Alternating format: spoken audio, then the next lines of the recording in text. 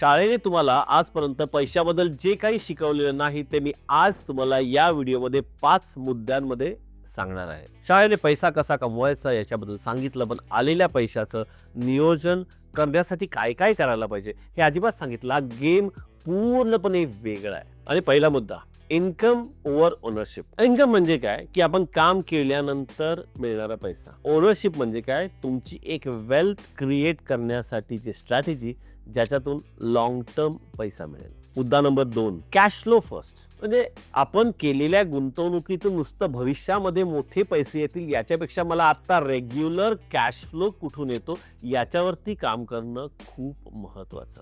Point number 3, compounding. कंपाऊंडिंगचा उपयोग करून घेण्यासाठी जास्तीत जास्त वेळ पैसा गुंतवणुकीमध्ये राहिला पाहिजे. Point number 4, inflation. आपल्याकडे नुसतेच पैसे आले आणि पैसे तसेच ठेवले तर दरवर्षी त्या पैशाची किंमत कमी होते. कारण आहे inflation. Inflation is cash eating monster. आणि 5वा आणि सर्वात महत्वाचा मुद्दा, जर एखाद्या गोष्टीमध्ये गुंतवणूक केल्यानंतर जर ती गुंतवणूक तुम्हाला पैसा देत नसेल तर ती तुमच्यासाठी कॉस्ट आहे. लक्षात ठेवा. कारण शाळा, स्कूल आपल्याला सर्व्हायव्हल शिकवते, पण जीवन हे मल्टिप्लिकेशन मध्ये असतं. आणि मित्रांनो, तुम्हालाही जर तुमचं वेल्दी माइंडसेट बिल्ड करायचं असेल तर आम्हाला फॉलो करायला अजिबात विसरू नका.